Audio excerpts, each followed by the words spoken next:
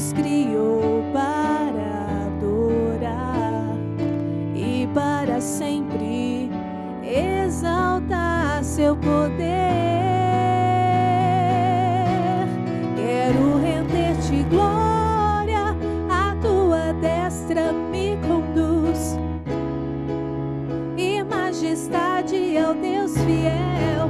Glória, tua bondade cantarei, glória, eternamente renderei.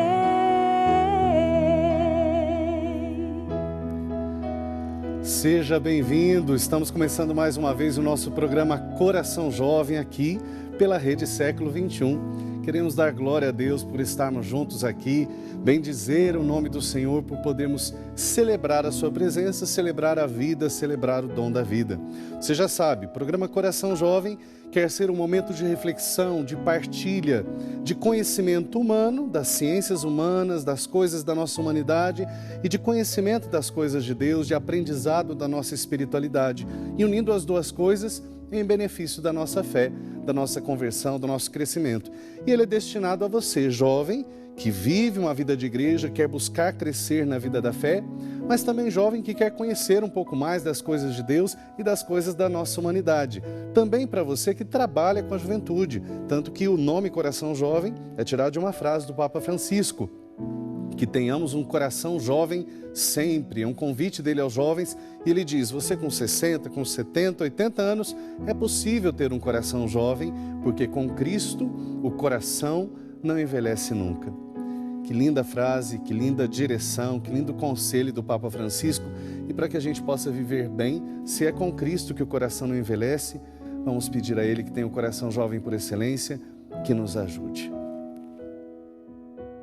Senhor, nós nos colocamos na Tua presença, diante do Teu coração sagrado e chagado, simbolizado, representado nesta imagem tão linda, em que nós vemos caracterizado que do Teu coração brota a Eucaristia, do Teu coração chagado brota o amor que se faz pão para aquele que crê, o amor que se faz palavra para aquele que crê. E a palavra vai dizer que aquele que acredita, do seu interior emanarão rios de água viva. Por isso que força nova, graça nova, vida nova aconteça na vida de cada um que hoje nos acompanha. Nós entregamos nas Tuas mãos, no Teu coração, todos aqueles que fazem esse momento acontecer, todos aqueles que trabalham para que esse momento aconteça, todos aqueles que estão envolvidos de alguma forma para que esse momento aconteça, inclusive os sócios, todos que ajudam a Rede Século XXI a exercer sua missão de evangelização. E por isso nós queremos pedir ao Pai, ao Seu Pai, nosso Pai, aquele que o Senhor nos ensinou a chamar de Papai, Abba Pai, que Ele nos abençoe. Pai nosso que estais nos céus, santificado seja o vosso nome, venha a nós o vosso reino, seja feita a vossa vontade, assim na terra como no céu. O pão nosso de cada dia nos dai hoje, perdoai-nos as nossas ofensas, assim como nós perdoamos a quem nos tem ofendido, e não nos deixeis cair em tentação, mas livrai-nos do mal. Amém. E com este amor também nós queremos pedir a intercessão de Maria, Nossa Senhora, aquela que esteve mais próxima até fisicamente do Teu coração, para que ela nos ajude a amar melhor o nosso irmão, a dizer sim à vontade de Deus, a fazer coincidir a nossa vontade com a vontade de Deus, como ela soube dizer sim à vontade do Pai. Ela disse sim: fiat, faça-se em mim a Tua palavra, pedindo que ela nos ajude a viver a vontade de Deus, que é a felicidade para nós, que é vida plena. Nós pedimos: Ave Maria, cheia de graça, o Senhor é convosco. Bendita sois vós entre as mulheres, e bendito é o fruto do vosso ventre, Jesus. Santa Maria, Mãe de Deus, rogai por nós, pecadores, agora e na hora de nossa morte. Amém. Glória ao Pai, ao Filho e ao Espírito Santo, como era no princípio, agora e sempre. Amém. Jesus, manso e humilde de coração, fazei do nosso coração semelhante ao vosso e dai-nos sempre um coração jovem. E é isso, nós queremos ter esse coração jovem, buscar esse coração jovem. E para isso, cada programa, cada momento, nós estamos partilhando um tema. E uma das coisas que a gente tem partilhado nos últimos programas, nós temos falado sobre alguns pensamentos que a gente não consegue mudar, que vão sendo automáticos, enfim, tem os nomes técnicos para isso, que não é a minha praia, né? Não é a minha área. Mas nós temos aqui pessoas que nos ajudam a refletir. E hoje, o nosso tema é esse, tá louco? É justamente esse, tá louco? Por quê? Porque nós vamos falar de uma forma mais organizada, pedagógica, do que a gente chama de 12 crenças. Isso está norteando um pouco daquilo que nós temos partilhado, dos temas que nós temos refletido aqui no nosso programa. Lembrando que você pode acessar a qualquer hora, você pode acessar nosso site rs21.com.br/Coração Jovem. Você pode acessar todos os programas que nós já tivemos aqui. Estão lá os vídeos, os aprofundamentos, porque nós temos sempre após o programa um texto de aprofundamento do tema e você vai se inteirando ali, porque é uma formação, é um momento de crescermos na fé. E hoje então é este, tá louco?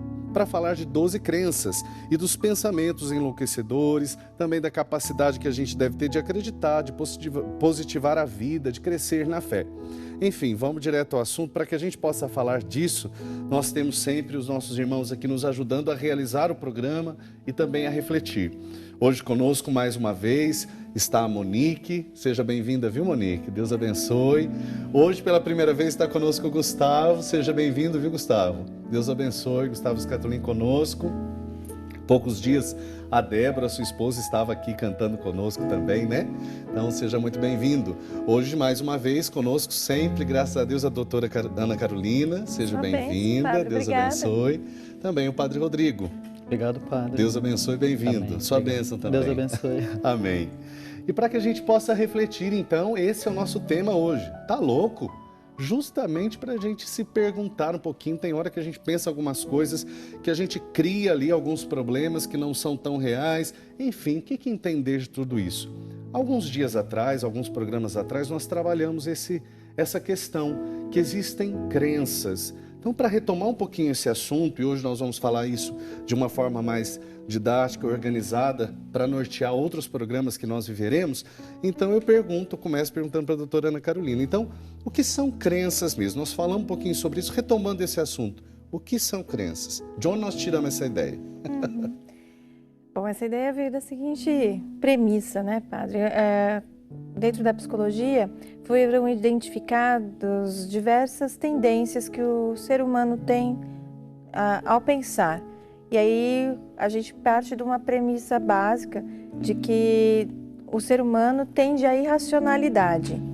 E o que é isso, né? Considerando a abordagem da terapia cognitivo-comportamental e mais especificamente da racional emotiva, terapia racional emotiva comportamental, certo, né? Essa que tem uma sigla que é até estranha. TREC. É TREC. É um TREC, né, pai? É um TREC difícil de entender. Não, mas... TREC, né? É isso. Na verdade, assim... Essa que é de Ellis, né? Que a gente isso, diz. do Albert Ellis. O Albert Ellis Ellis foi um pesquisador, né, psicólogo, pesquisador americano. Ele já faleceu faz poucos anos e ele estudava muito isso, assim, né? Uma tendência do ser humano na forma de pensar e de se posicionar. E a partir daí ele viu que esse conceito do que vem a ser irracionalidade, né? Que pessoas menos inteligentes, menos, né? Na verdade, ele conceitua a irracionalidade como sendo uma tendência nossa a distorcer a realidade. Por isso, irracionalidade. Isso é, todos nós podemos, na verdade, todos nós temos algumas crenças. Nós fazemos isso. Entendi. Ora porque nossa percepção nos trai, ora porque nos faltam dados também, né, além da nossa percepção, ora porque os nossos valores, às vezes, estão muito radicais e aí nos faz errar na hora de julgar determinada situação. Julgar, aí eu digo compreender determinada situação, sabe? E isso mexe com tudo na vida da gente, porque é importante lembrar que a gente tem falado um pouquinho daquela questão, vamos ver se eu estou certo, né? Que é do pensamento, o sentimento e o comportamento, a atitude. Comportamento ou ação. Atitude, uma ação. Fala ação, né? A ação. Isso. Então passa primeiro o pensamento. O que eu penso influi no que eu sinto e a partir daí na atitude que eu vou tomar. Exato. Então, na verdade, assim, né? O Ellis, ele dividiu isso porque antes da TREC, a gente tinha algumas abordagens da psicologia que elas diziam o seguinte: as coisas acontecem para o ser humano, e aí esse é um estímulo, e desse estímulo vem um resultado que seria uma ação, e dessa ação consequências, né? Aí o pessoal veio uma corrente que a gente fala mentalista, que na verdade veio estudar os processos mentais como um todo, e aí o Albert Ellis, mais especificamente, ele detalhou muito bem, né, esse funcionamento mental. Outros teóricos também fizeram, né? Um outro pesquisador muito conhecido é o Beck, né? Tem muitos livros dele, também americanos, os dois eram amigos, inclusive, né? Até o fim da vida. E o que acontece é isso, as coisas acontecem, nós pensamos, do que pensamos, sentimos, do que sentimos, agimos, e aí teremos consequências. Exatamente. Entendeu? E é justamente, nós queremos falar um pouquinho dessas crenças, porque dentro daquilo que nós estamos refletindo e pegando um pouquinho de todo esse aspecto da teoria, né, da terapia cognitivo-comportamental, mexer nas nossas atitudes, porque nossa intenção é ajudar a nos dar ferramentas, meios, condições, conhecimento para darmos passos na nossa conversão. Então, até aproveito para perguntar ao Padre Rodrigo assim, retomando um pouco do que a gente tem refletido nos programas, conhecer essas crenças nos ajuda na nossa espiritualidade? Sim. Eu estava até pensando agora, né? Nós sempre dizemos, aquilo que não é assumido não é redimido. Sim. Quer dizer, se eu não tenho consciência do meu erro, como que eu posso mudá-lo?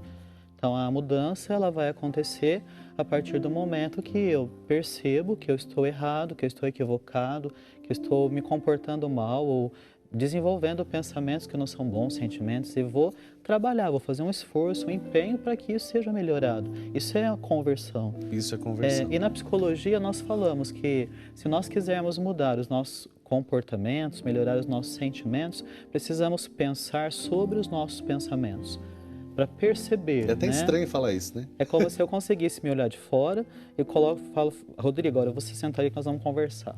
Então vamos ver como que o Rodrigo está funcionando, né? Quais são os pensamentos que passam na minha cabeça? São pensamentos realistas? São pensamentos que me ajudam? São coerentes com as coisas, com a realidade ou não? Então, as 12 crenças, na verdade, são formas que todos nós vamos fazer de vez em quando, em alguma situação.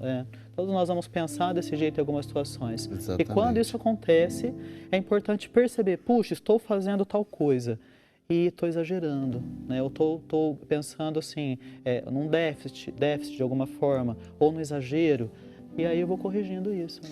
Então vamos lá, para que a gente possa começar essa reflexão e dar continuidade, dar conta de refletir um pouquinho pelo menos cada uma das 12 crenças, você vai ver sempre aí uma tela para te ajudar, a gravar, registrar isso aí. Qual é a primeira crença que a gente pode dizer? Claro, entendendo que aqui não é uma lista, que nós possamos dizer assim, uma receita organizada, é só desse jeito, mas é um resumo daquilo que se sente, né? E qual seria então a primeira crença que a gente pode dizer? Só antes até da primeira, né, o que acontece é o seguinte, né, nessa bendita distorção, o Albert Ellis ele foi estudando, e aí o porquê de 12 crenças, né? 12 crenças porque foram avaliados e identificados em pesquisa quais as distorções mais comuns, quais os pensamentos mais comuns, e daí por isso essas tais 12 crenças, tá? A primeira delas, até para o pessoal acompanhar, né? É extremamente necessário para o ser humano ser aprovado por todos em tudo o que faz. Né? Então, engloba a necessidade de aprovação. Essa seria a primeira crença, necessidade de aprovação. Uma delas, a primeira delas, né? Nessa lista. Nessa lista aí.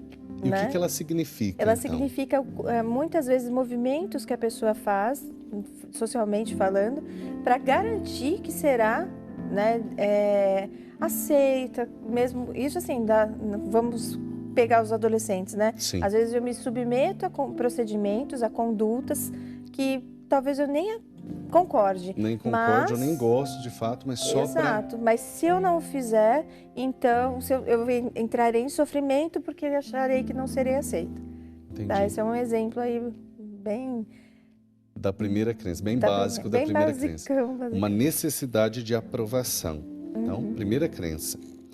Vamos para a segunda crença. A segunda crença seria aqui, até eu tenho aqui, gente, a minha colinha, porque eu não ia saber falar, julgamento punitivo. O que é isso, padre? Todos nós trouxemos colinhas hoje, né? Porque não vamos gravar essas 12 crianças jamais. Nós até Eu conhecemos, sabemos, mas na ordem nós Sim. confundimos, Correria né? o risco da gente falar de 24. Exatamente. Vou esquecer alguma, né? Então, a segunda não acontece nessa ordem. Sim. Eu tenho as minhas, você tem as suas, você que nos acompanha de casa vai perceber que tem algumas, outras não. Algumas pessoas têm várias, outros poucas, né? Então, a segunda seria: certos atos são terríveis e pecaminosos e por isso devem ser severamente punidos. Aqui entra bem na área da espiritualidade. É interessante isso, né? Então, assim, o que é irracional? Certos atos são terríveis, tem coisas terríveis, mas devem ser severamente punidos. A questão da punição, do exagero na punição. Quase uma autocondenação. Uma assim, autocondenação, né? Um julgamento punitivo e aquela dificuldade que nós já tratamos em outros programas, a diferença entre assumir a responsabilidade por um erro ou ficar se culpando, se punindo, preso no passado. Com essa culpa.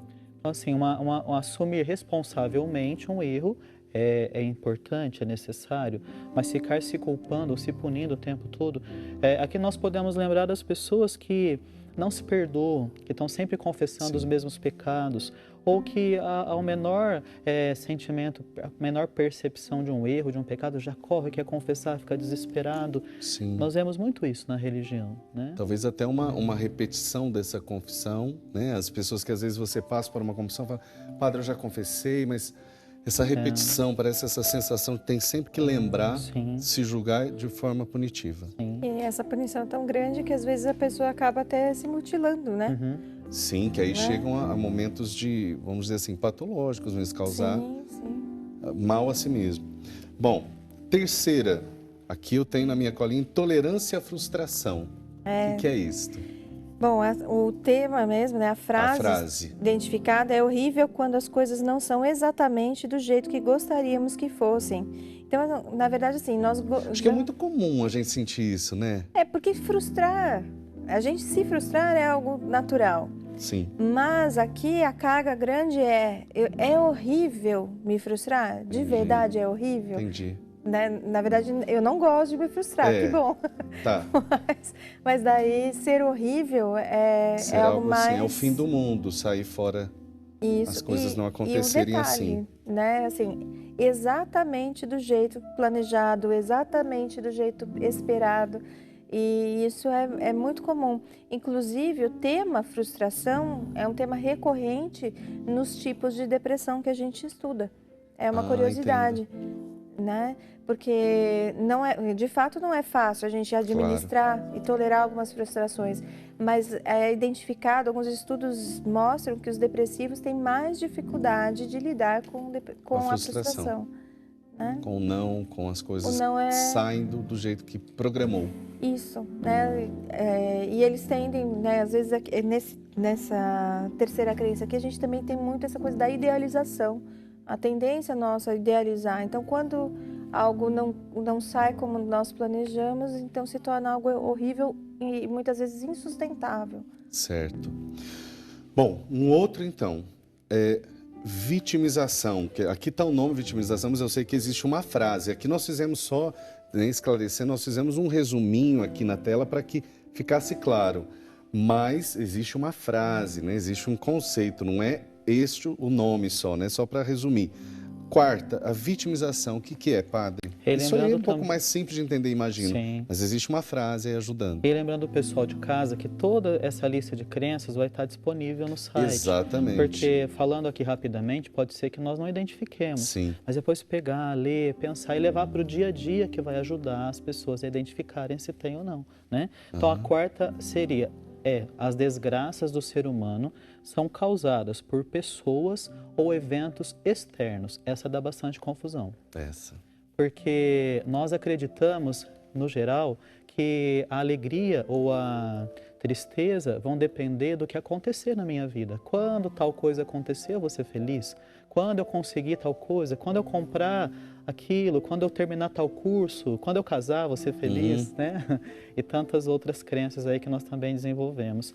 Mas, e também a questão dos eventos externos, né? Acreditar que o que acontece é que vai definir, vai delimitar se Uma eu vou ser pessoa, né, que feliz ou a não. outra pessoa ou um acontecimento.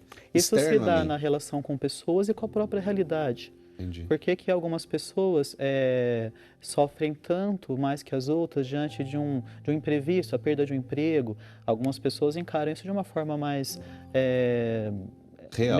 mais real, né? Menos catastrófica, digamos. Então, outras não, outras podem até entrar aí no estado depressivo. Mas essa vitimização é assim, eu sou vítima, quer dizer, sempre, se algo está causando bem ou mal, algo de fora me causa isso. Não é aqui como eu reajo a isso. Não, na verdade nós né? estamos Então, aqui a visão no núcleo, no cerne do que Ellis fala. Quer dizer, Entendi. não é a realidade que vai diretamente definir o que eu sinto, é a interpretação que eu faço dela, o que eu penso do que acontece, como eu encaro a vida, como eu encaro as situações. Então depende do meu filtro. E também em relação ao emprego, né? Como se eu nada fizesse, nada tivesse a ver Nenhuma com o fato de perder o emprego. Isso. E isso é algo interessante na clínica, porque pegando o exemplo do emprego, mas tem outros, né? Às vezes o namoro não deu certo, mas realmente aquela pessoa não namorava.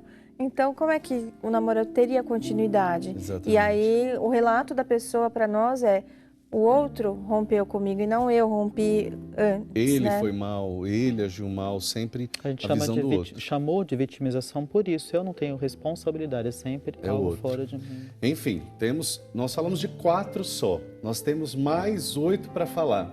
Então não saia daí, daqui a pouquinho a gente volta no próximo bloco para dar continuidade a essa reflexão. Coração Jovem está no ar e você está conosco. Deus abençoe você. Até daqui a pouco. Volta pra casa, nada te falta, mesmo na queda existe forças pra você se levantar.